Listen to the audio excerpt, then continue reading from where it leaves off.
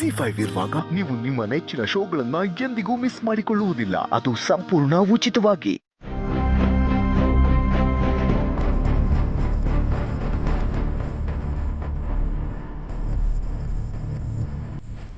ಚಿಕ್ಕಿ,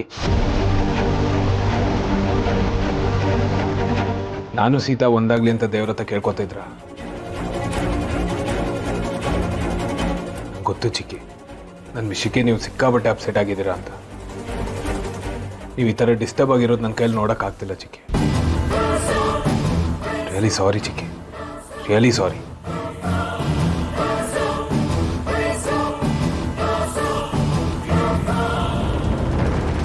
ಹೇಗೆ ತಲೆ ಕೆಡಿಸ್ಕೊಳ್ದೆ ಇರಲಿ?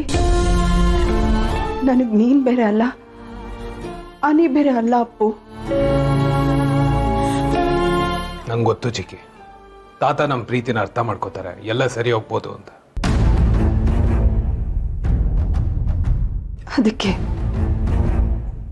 ಅದಕ್ಕೆ ನಾನು ಕಾಯ್ತಾ ಇದ್ದೀನಿ.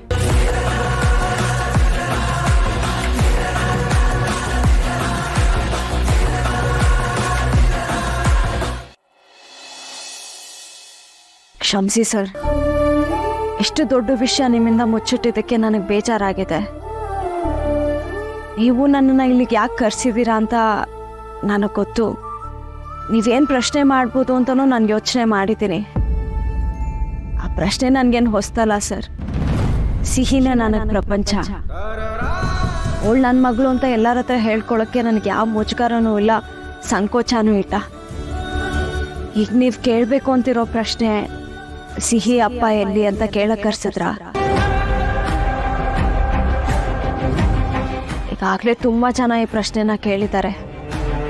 ನೀವು ಈ ಪ್ರಶ್ನೆನ ಕೇಳೋಕ್ಕಿಂತ ಮುಂಚೆ ನಾನೇ ಹೇಳ್ತಾ ಇದ್ದೀನಿ, ಸಿಹಿ ಅಪ್ಪ ಎಲ್ಲಿದ್ದಾರೋ ಏನೋ ನನಗೆ ಗೊತ್ತಿಲ್ಲ. ಸಿಹಿನೂ ಅವ್ರನ್ನ ನೋಡಿಲ್ಲ. ಜೀವನದಲ್ಲಿ ಎಂಥ ಪರಿಸ್ಥಿತಿನೇ ಬರಲಿ, ನನಗೆ ಯಾವತ್ತೂ ಸಿಹಿನ ಬಿಟ್ಟು ಹೋಗೋದಿಲ್ಲ. ಸಿಹಿನೂ ನನ್ನ ಬಿಟ್ಕೊಡೋದಿಲ್ಲ.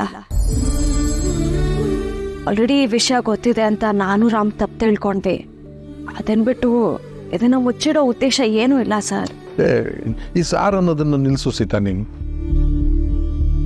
ನೋಡು, ನಿನ್ನ ಪ್ರಾಮಾಣಿಕತೆ ಬಗ್ಗೆ ನನಗೆ ಯಾವ ಅನುಮಾನನೂ ಇಲ್ಲ. ಯಾವತ್ತು ನೀನು ಆಫೀಸ್ನಲ್ಲಿ ಬೋನಸ್ ಬಂದಿಲ್ಲ ಅಂತ ಎಲ್ಲರೆದುರುಗಳು ಸತ್ಯ ಹೇಳಿದೆಯೋ ಆಗಲೇ ನಿನ್ನ ಪರೀಕ್ಷೆನಲ್ಲಿ ಗೆದ್ದುಬಿಟ್ಟೆ ಮರಿ. ಈಗ ನಿನ್ನ ಮಗಳ ಪ್ರಶ್ನೆಗೆ ಬರೋಣ. ನಾನು ಕೇಳ್ತೀನಿ ಅಂತ ನೀನು ಅಂದ್ಕೊಂಡಿದ್ದೀಯಲ್ಲ, ಅವು ಯಾವ ಪ್ರಶ್ನೆಗಳು ನನ್ನ ಪ್ರಶ್ನೆ ಅಲ್ಲ.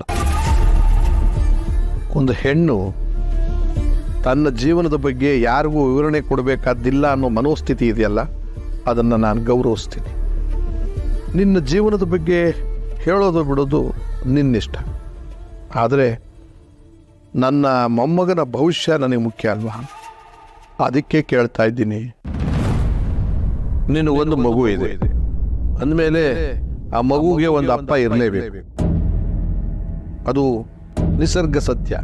ಆದರೆ ನನ್ನ ಪ್ರಶ್ನೆ, ಅವರು ಬದುಕಿದಾರಾ?